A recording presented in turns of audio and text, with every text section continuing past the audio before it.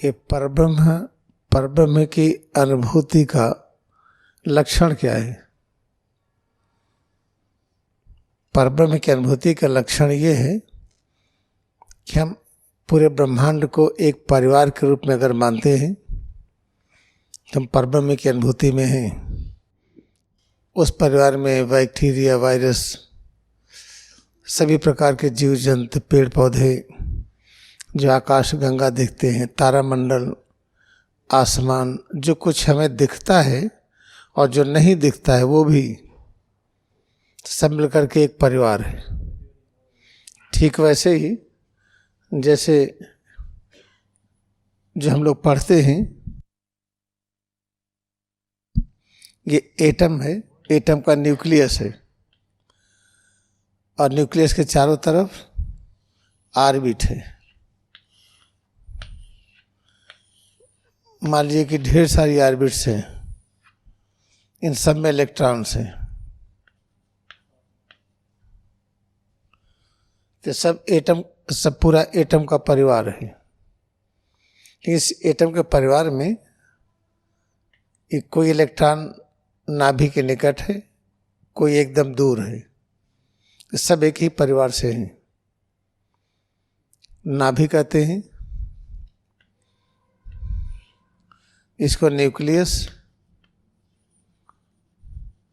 इसी को नाभि कहते हैं। नाभि में निर्माण का ज्ञान होता है, ब्रह्मा का स्थान कहा जाता है। तो ब्रह्मा का स्थान के कौन निकट है, कौन दूर है, लेकिन सब एक परिवार में है। तो अपने अंदर ये जो मेडुला का क्षेत्र है, इसके अंदर एक केंद्र है, जिस केंद्र में सारा ज्ञान है।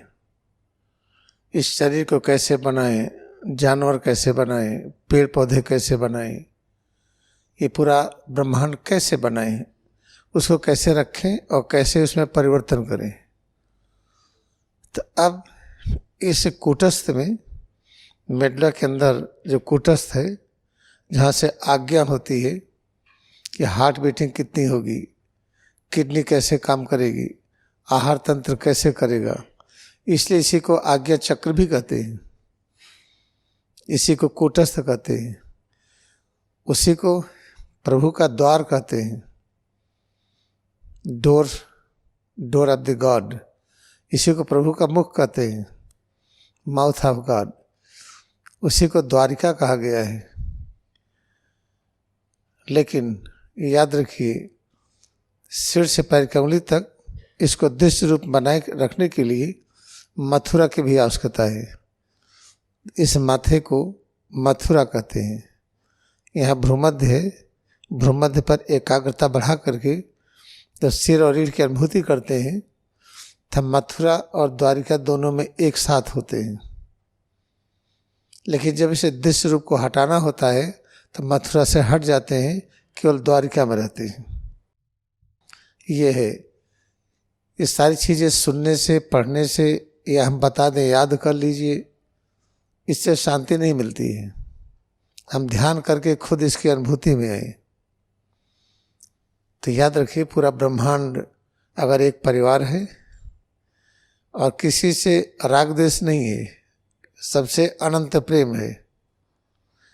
अनंत प्रेम है तो आप एक पत्ती नहीं तोड़ेंगे, एक मच्छर नहीं मारेंगे, किसी भी चीज़ को पूरा प्रयास करेंगे किसी को कष्ट न हो, उसके अस्तित्व को खतरा न हो, ऐसा जीवन व्यतीत करेंगे।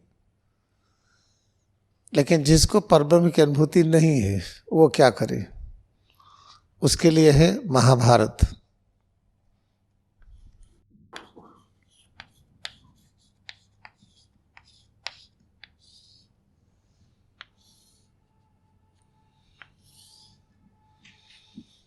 उसके लिए महाभारत का अभ्यास। तो महाभारत में पहला चैप्टर जीनेसिस,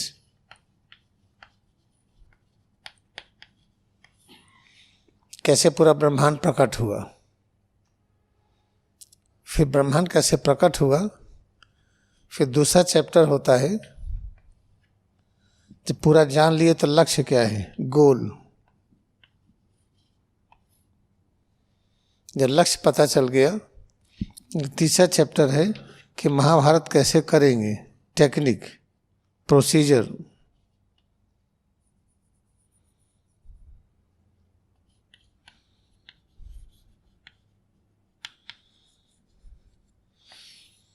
जब आपने अभ्यास किया तो कुछ अनुभव हुआ, उस अनुभव को कैसे रिवील करेंगे।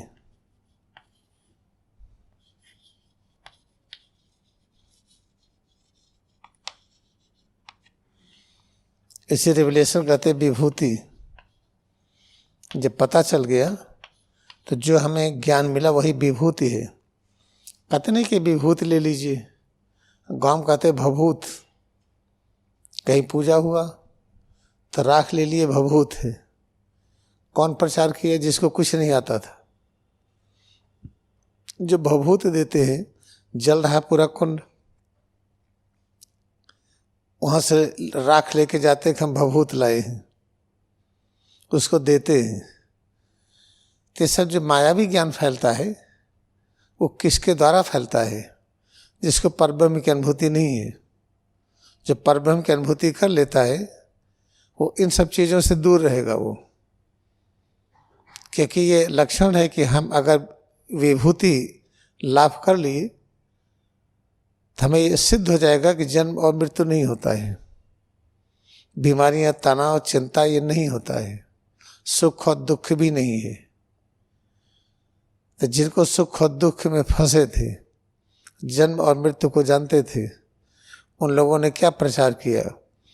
कहीं पूजा पाठ हुआ, कुछ वहाँ पर जलाया गया, परंपरागत से कहते यज्ञ हुआ, उसमें जो राख निकली ले जाते घर में के भभूत ले लीजिए।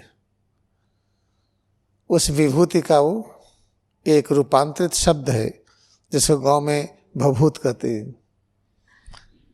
आप लोग जानते होंगे, चूंकि हम लोग एक ही जगह के रहने वाले हैं।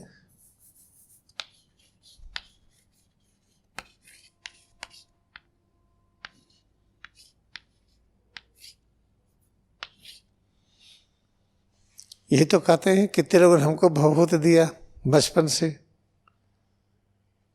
होता ना कि अंधा अंधे ठेलिया दो को परंत। अगर किसी ने शिक्षा देने को बहुत सोचा, उसके जीवन बहुत कष्ट होते हैं। किसी ने किताब लिखा, उसी में फंसा, फिर आत्मज्ञान नहीं मिलता है। तो किताब कोई तो लिखेगा। सामित्य से पूर्ण ज्ञान की प्राप्ति कर लिए, केवल दर्शनम हो गया, तब उसके बाद होली साइंस हुई है पतली सी। परमहंस योगानंद कोई किताब नहीं लिखी, जो सामित्य पढ़ाए थे उसी को उन्होंने व्यक्त किया, उसी को लिखा हो, लिखने के बाद वही प्रकाशित हुआ। लाड़ी माँ से कोई किताब नहीं लिखी, कि लिखने के लिए एक ही व्यक्ति बना था, ज्ञानातार सामित्य सगरी। इसे देखिए होली साइंस कैसे लिखी गई है। पहले अवतार है जिन्होंने स्पष्ट किया कि कलिकाल बीत गया, लिख करके गणना सहित बताया। पहले अवतार है जो लिख करके स्पष्ट करते हैं सभी धर्मों में एक ही सच है। सभी जितने पैगंबर हुए सभी ने एक ही शिक्षा दिया, दो नहीं दिया है। इसे लिखने पढ़ने का काम ज्ञानातार सामित्य गिरी को दिया गया। परमहंस योगानंद इन्हीं की शिक्षा का प्रचार किए, उसको सुन करके लोगों ने लिखा। ऑटोबायोग्राफी परमहंस योगानंद ने अपने हाथ से लिखा। जो ऑटोबायोग्राफी लिखी गई महातार बाबा सामित्य गिरी लाहड़ी माँ से, सबकी तपस्या उसमें जुड़ी है। सब लोगों ने अरेंज किया मीटिंग, और कैसे परमहंस योगानंद पहचाने कि आत्मज्ञानी है। महात्मा गांधी से मीटिंग कराया और उनको अनुभव कराया कि पैगंबर है, ग्रेट पैगंबर, अवतार है। न्यूमैन थेरेसे से मीटिंग कराया, उनको पता चला कि तो मैरी मैगडलिन है जो जीसस क्राइस्ट के साथ थी।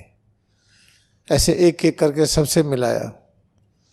विश्व के सबसे बड़े वैज्ञानिक जेसी बोस, जिन्होंने वायरलेस सिस्टम पहले निकाला था, लेकिन मार्कोनी को नाम दिया गया क्योंकि यहाँ के लोग कोई काम करके अपना नाम नहीं चाहते।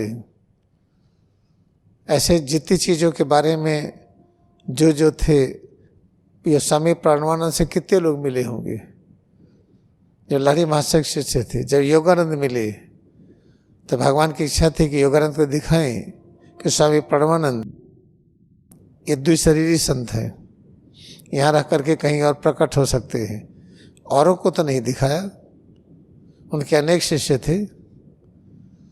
तो महाअवतार बाबा ने चुन लिया परमहंस योगानंद को, इनके माध्यम से जो आध्यात्मिक ज्ञान है कैसे इसको प्रकट करे। जब लहरी महाशय के गुरु भाई, इसमें चैप्टर नंबर 3 है ऑटोबायोग्राफी में, जब परमहंस योगानंद मिलने जाते हैं, अपने पिता के एक पत्र देते हैं उनको, उसी समय ईश्वरीय आदेश से महाअवतार बाबा की योजना, लहरी महाशय की योजना, ये सब थी कि इनको चमत्कार दिखाई पड़े। वहीं पर बैठे हैं स्वामी प्रणवानंद और फिर वहीं से कहीं चले गए, जिससे मिलने के लिए परमहंस योगानंद आए थे। वो गए थे स्नान करे गंगा तट पर, उनको बुला के ले आए, लेकिन उठे नहीं वहाँ से, वो वहीं बैठे रहे। तो क्यों नहीं स्वामी प्रणवानंद औरों शिष्यों को दिखाए? क्योंकि ये सब प्लानिंग महाअवतार बाबा की, परमहंस योगानंद को क्या क्या चीज़ दिखाई जाए, कैसे कैसे उसको समझें, और योगी कथामृत एक ऐसा सदग्रंथ लिखे जो महाभारत की तरह हो, संपूर्ण ज्ञान को समेटे हो। उसके अंदर का ज्ञान वही जो होली साइंस में है। इससे फिर से हम लोग तैयार हो जाए। याद रखिएगा, जब कोई थोड़ा पढ़ लिखता है तो किताब लिखता है, किताब लिखेगा तो उसको मानेगा सही है, और सही है तो उसमें फंस गया। जिससे तो हम करें क्या? क्रिया योग ध्यान करिए। जिसको इस जन्म में परब्रह्म की अनुभूति करना है, जन्म मृत्यु नहीं होता उसको देखना है, अतीत वर्तमान भविष्य तीनों में एक साथ रहना है, स्वर्ग नरक नहीं होता जिसको समझना है, ब्रह्मांड के प्रत्येक कण के रूप में जिसको अपने को व्यक्त करना है, वो इस चीज़ को स्वीकार करे। खूब अभ्यास करिए, खूब सेवा करिए। बस जो यूट्यूब चैनल में आता है क्रिया योग जो हम देते हैं उसको सुनिए, और होली साइंस, योगी कथामृत, और जो कुछ और किताबें रिचार्जिंग आदि कुछ गांधी जी की हैं, इसके अलावा और कोई चीज़ पढ़िए मत, और पढ़ करके लिखना मत शुरू करिए। हाँ लिखिए हैंड राइटिंग बनाने के लिए, जिससे शब्दों को लिखना बना रहे। लेकिन जो चीज़ लिखेंगे आप मान लेंगे कि यही सही है, फिर तो फंसे आप। इसलिए कृष्ण भगवान कोई किताब नहीं लिखे, भगवान राम भी नहीं लिखे, कबीर नहीं लिखे, नानक देव नहीं लिखे, ये सब कुछ लिखे नहीं। तो स्वामी तेश्वरी क्यों लिखे? क्योंकि लिखना आवश्यक था। होली साइंस आवश्यक था लिखना, द्वापरिक के अनुसार कोई सदग्रंथ चाहिए। इन सब चीज़ों को ध्यान दीजिए। अब हम एक सप्ताह तक ये महाभारत के बारे में आपको स्पष्ट करेंगे। खूब बढ़िया के ध्यान करिए, रिचार्जिंग वगैरह दोनों क्लास में जैसे जैसे समय मिलेगा हम आपकी सेवा करेंगे। आप देखिए जो बड़े बड़े लोग हैं, इनके सिर के पीछे एक आभा मंडल दिखाया जाता है, वो बताता है कि उनका मिडला अवेकन है, जागृत हो गया है, और वो समझते हैं पूरा ब्रह्मांड एक घर है, एक परिवार है। तीसरे और सब किताबों को पढ़ के कंफ्यूज मत होइएगा। इसमें आपको सलाह दिया, इन्हीं किताबों को पढ़िए। बाद में जो भी पढ़ेंगे आपको ठीक लगेगा, पहले और पढ़ेंगे तो गलत व्याख्या आपको आएगी।